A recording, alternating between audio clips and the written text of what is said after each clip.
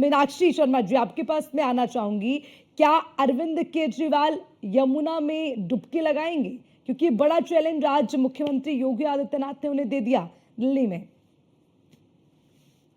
देखिए अर्चना जी, यमुना की अगर मैं बात करूं जी। तो एक यमुना वृंदावन में भी बहती है और आगरा में बहती है।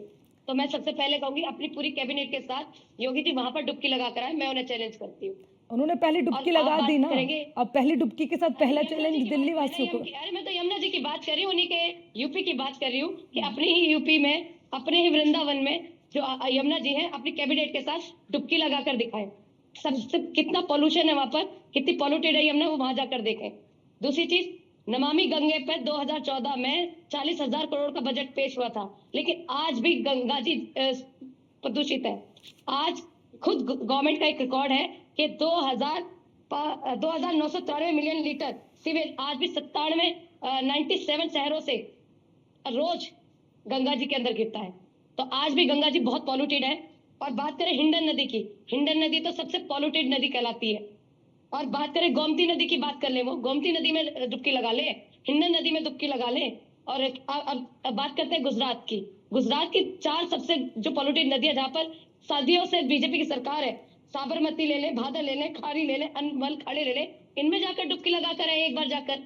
मतलब मीनाक्षी जी, आप इधर उधर की अगर बात कर रही हैं, मीनाक्षी जी अगर आप इधर उधर की बात करें तो आप मानती हैं ना कि दिल्ली की यमुना भी पॉल्यूटेड है? ये आप मानती हैं कि दिल्ली में भी है प्रदूषण, दिल्ली में भी यमुना नदी में समस्या है? योगी जी के चैलेंज की बात कर रही हूँ अर्चना जी, मैं आप दिल्ली की भी तो बात कीजिए ना, उसकी जिम्मेदारी तो आम आदमी पार्टी की है। यमुना की बात कर रही हूँ, अपनी जिम्मेदारी से मत भागिए ना, अपनी जिम्मेदारी से मत भागिए ना। जिम्मेदारी से नहीं भाग रहे। सुनिए अर्चना जी, जब यमुना पे क्वेश्चन हुआ केजरीवाल जी से, उन्होंने कहा कि हाँ हम नहीं कर पाए क्योंकि 2 साल कोरोना में निकल गए और फिर झूठे वादों में, झूठे उसमें आरोपों में हमारे मंत्रियों को सबको जेल भेज देगा, लेकिन आने वाले समय में वो करेंगे। लेकिन इनके पास हिम्मत है कि जाकर वहां पर डुबकी लगा सके।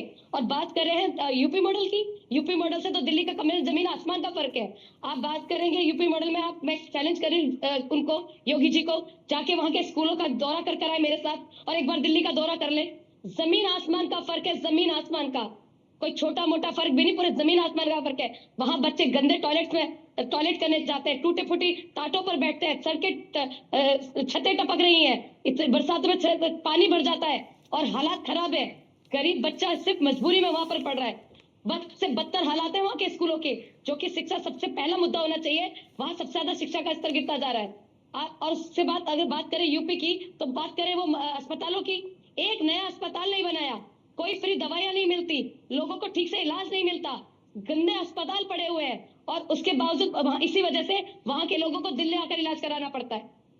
अरे मीनाक्षी जी, मुख्यमंत्री ये कह रहे हैं कि आप मोहल्ला क्लिनिक का दावा करते हैं, आप सड़कों का दावा करते हैं, व्यवस्थाओं का दावा करते हैं। भाई आज जब वो दिल्ली पहुंचे, वो कह रहे हैं कि मैं खुद कंफ्यूज हूं कि मतलब सड़कों पर गड्ढे या गड्ढों में सड़क है। वो ये कह रहे हैं कि अगर मॉडल देखना हो तो आप राम मंदिर आइए, आप प्रयागराज जाइए, वहां पर आपको दिखाएंगे कि मॉडल क्या होता है। अर्चना जी, शायद पता नहीं, मुझे नहीं लगता कौन से रास्ते से आए, क्योंकि यूपी में, और अगर सड़कों की बात करें तो मैं भी उनके साथ चल सकती हूँ। दिल्ली की सड़कों में और यूपी की सड़कों में जमीन आसमान का फर्क है। वहां तो गड्ढों में सड़कें हैं, सड़क में गड्ढे छोड़िए, वहां तो गड्ढों में सड़कें हैं। और क्या हालात है वहां पे सड़कों के, पहले अपने जाकर यूपी में सुधारे योगी जी अपनी सड़कों को। और मुझे लगता नहीं कि यहाँ की सड़कों पर वो चले भी है। दिल्ली की सड़कें बहुत बेहतरीन है, बहुत अच्छी है। दिल्ली राजधानी है और दिल्ली में लोग आकर यहाँ की सड़कों की तारीफ करके जाते हैं। और रही बात मंदिरों की, कहते हैं जी मंदिर हमारे दिल्ली के बहुत सुंदर है, आकर दर्शन करके जाइएगा। ठीक है, शाकिर अली है, हमें बहुत प्यारे हैं, लेकिन हमारे दिल्ली के मंदिर भी उतने ही खूबसूरत है। आप आइए तो सही, आप हनुमान मंदिर आइए, आप कहीं भी जाइए, हमारे मंदिर भी बहुत खूबसूरत है। और मंदिर वैसे भी आस्था का विषय होता है, आप उसकी खूबसूरती आपके दिल में होती है। आप कितनी उसकी खूबसूरती उसके दिल में, आप हमारे दिलों में, और जितने भी भक्त होते हैं उनके दिलों में होती है।